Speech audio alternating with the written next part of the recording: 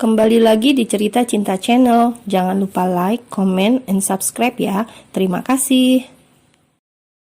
Malam ini, Bening memakai dress berwarna peach cerah. Rambutnya dibiarkan tergerai indah dengan gelombang di bawahnya. Gara sendiri memakai kemeja santai, membuat tubuh yang tinggi atletis itu terpampang. Gara meraih kotak perhiasan. Benda ini sore tadi dibelinya di tempat perhiasan terkenal. Bening tersenyum. Gara suka memberikannya hal-hal mewah dan indah seperti ini, meski ia tak pernah memintanya. Hadiah untuk kelulusanmu. Tangannya menyematkan kalung indah itu. Bening sendiri masih mematut dirinya di depan cermin.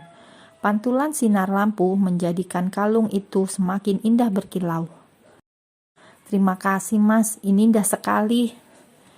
Tampak begitu memukau di lehermu sayang, timpal Gara memuji. Lalu Gara memeluk Bening dari belakang. Keduanya saling menatap di cermin. Perlahan Gara mengusap perut Bening yang sudah mulai berisi.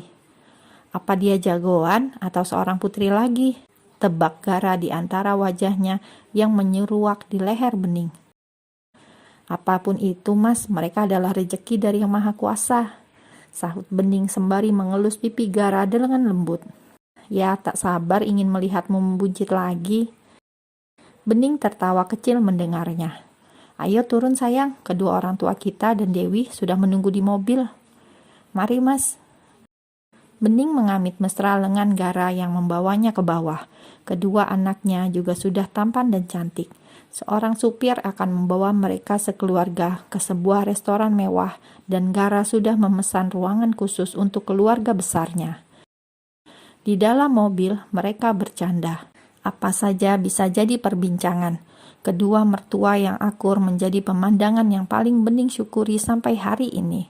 Sungguh nikmatnya sebuah kesabaran karena hasilnya begitu membahagiakan. Mereka sampai di restoran itu. Dua orang pelayan menyambut mereka dengan sopan dan hormat. Restoran itu hanya didatangi kaum elit dengan chef-chef terkenal. Silakan tuan-tuan dan nyonya-nyonya. Seorang pelayan membuka pintu ruangan khusus untuk Gara sekeluarga. Pelayan lain mulai menghidangkan makanan yang sudah Gara pesan. Kami baru kali ini ke tempat seperti ini, Gara. Bapak tersenyum sekalian memanjatkan syukur. Mereka juga tersenyum mendengarnya. Memang, meski keluarga bapak dan ibu di kampung juga sudah lebih dari cukup dalam hal materi sekarang, tapi mereka masih hidup dalam kesederhanaan. Kalau di Jakarta, sudah setiap hari kita ke sini, Pak. Ya tidak, Pak? Tanya nyonya besar berkelakar. Mereka menyambutnya dengan tawa bahagia. Celoteh demi celoteh mulai terdengar. Mereka juga mulai menikmati makanan yang sudah dihidangkan. Anak-anak sudah makan disuapi para pengasuh yang juga diajak makan bersama keluarga besar itu. Keesokan harinya, mereka kembali bersiap karena akan berekreasi ke pantai yang memiliki sebuah resort. Gara sudah booking beberapa kamar untuk mereka. Abi dan Mentari sangat semangat begitu sampai di pantai. Ayo kita main air, tuan besar dan bapak bersama ibu, juga mama mertua mengajak Abi dan Mentari bermain air pantai.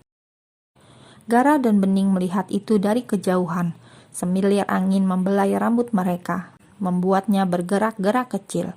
Dewi juga nampak senang bermain bersama keponakannya. Dua pengasuh mereka diajak ikut serta. Nanti rumah kita akan semakin ramai sayang, ramai dengan coletehan anak-anak kita. Iya mas, saat itu kita akan sadar, masa kecil mereka akan berlalu begitu cepat. Tahu-tahu mereka sudah beranjak besar dan dewasa, kita pun semakin tua. Tapi apakah cintamu akan tetap bertahan untukku, Bening? Tanya Gara serius. Bening menoleh, kemudian menangkup wajah suaminya dengan kedua tangan. Raut wajah tampan yang membuat hari-harinya selalu berharga. Justru akulah yang takut perempuan-perempuan di luar sana akan menarik perhatianmu. Kaulah sebaik-baiknya perempuan istriku, akan sangat tak bersyukur jika aku sampai mengkhianatimu. Bening tersenyum lalu memeluk Gara perlahan. Gara mendekap istrinya itu lembut dengan angin yang melingkupi mereka berdua. Keduanya bergandengan, membiarkan keluarga mereka menikmati pantai, sementara mereka kembali duluan ke resort untuk mengulang kemesraan hanya berdua. Hari ini, dengan perutnya yang membuncit, ia sedang berjalan-jalan mengelilingi kompleks ditemani pelayan. Gara sedang tak ada. Suami Bening itu sedang di luar negeri untuk satu kepentingan. Perginya juga bersama dengan papa mertua. Tapi setiap hari Bening selalu mendapatkan telepon dari Gara. Gara selalu memantau istrinya melalui sambungan telepon. Ia khawatir meninggalkan Bening yang memang sudah hamil tua saat ini. Maaf jika harus meninggalkanmu di saat begini, sayang. Tak apa loh mas, aku paham kok. Lagi pula ini adalah kehamilan ketiga. Aku sudah belajar banyak di saat hamil pertama dan kedua. Bening menyahut menenangkan suaminya. Ya, tapi sering kepikiran, bagaimana kalau kau akan melahirkan saat mas tak ada di sisimu? Nada suara Gara memang terdengar gusar. Bening tersenyum mendengarnya. Percayalah mas, aku dan anak kita di dalam sini baik-baik saja.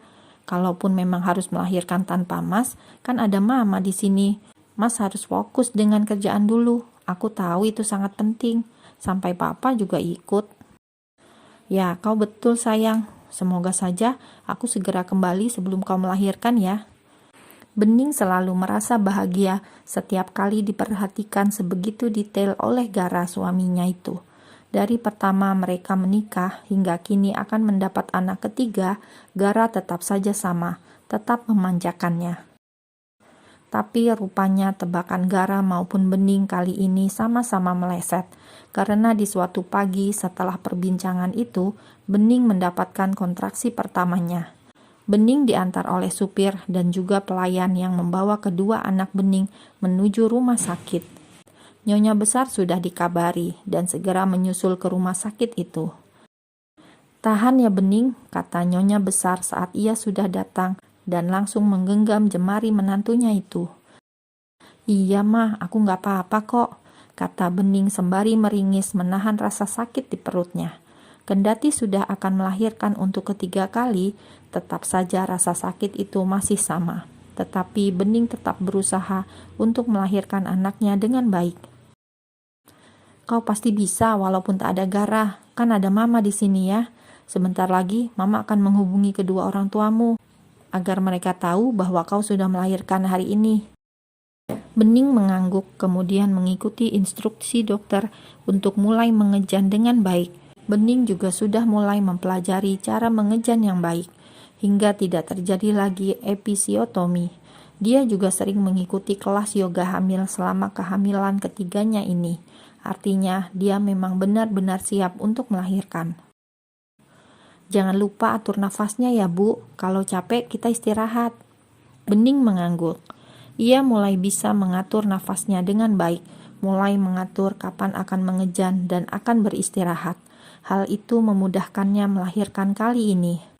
Anaknya yang ketiga ini juga sepertinya ingin segera cepat keluar.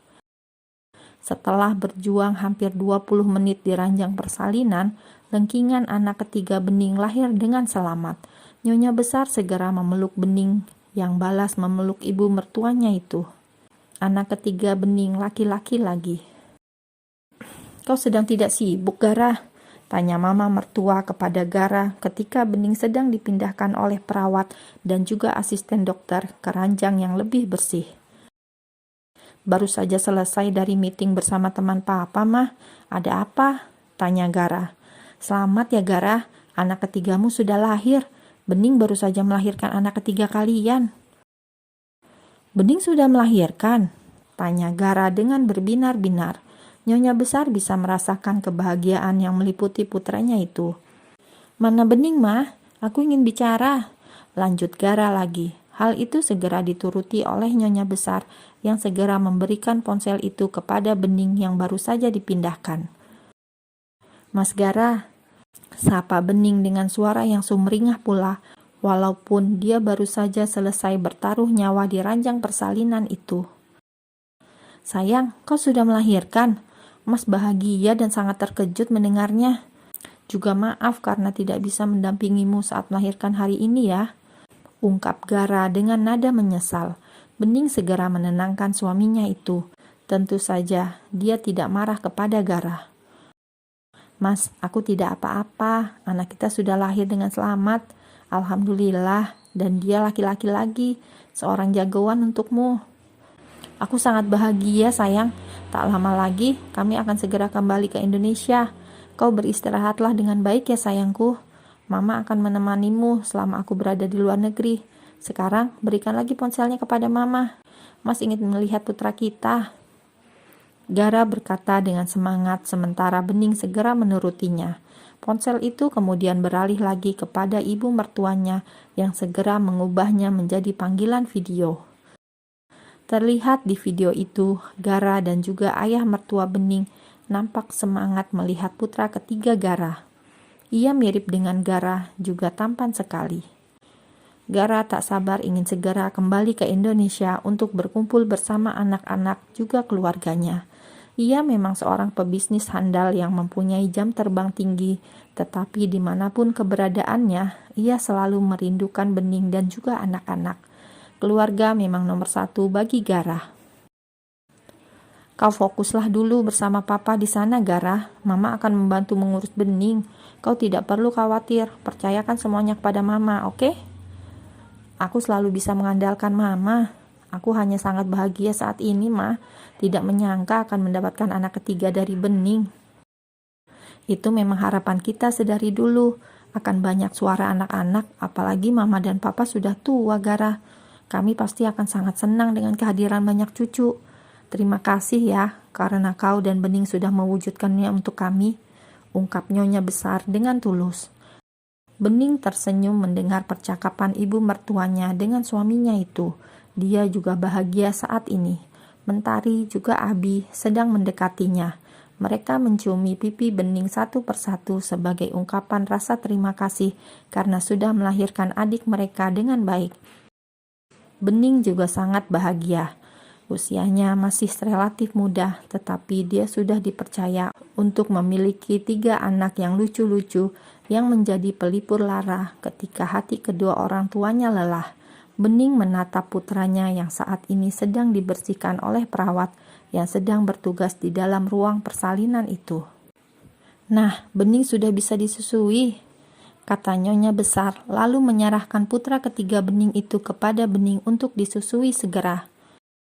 Maaf Ibu Bening, apa sudah mempersiapkan nama untuk bayinya? Tanya seorang asisten dokter kandungan kepada Bening yang segera mengangguk. Ia dan Gara memang sudah mempersiapkan nama bagi anak mereka. Namanya Galih Sailendra Ninggara. Ya, ketiga anak Bening dan Gara memang menyandang nama belakang mereka berdua. Kebahagiaan mereka sudah lengkap dengan adanya Abi Sailendra Ninggara, Mentari Ninggara, dan juga Galih Sailendra Ninggara. Kedua orang tua Bening juga baru saja dikabari oleh Nyonya Besar dan mereka juga sangat bahagia mendengar berita kelahiran anak ketiga Bening juga Gara sekarang ini. Mereka akan mempersiapkan untuk segera bertolak ke Jakarta. Kebahagiaan itu memang sudah lengkap. Entahlah Gara ingin menambah anak lagi atau tidak. Tapi sepertinya tidak lagi, karena 3 anak rasanya sudah lebih dari cukup.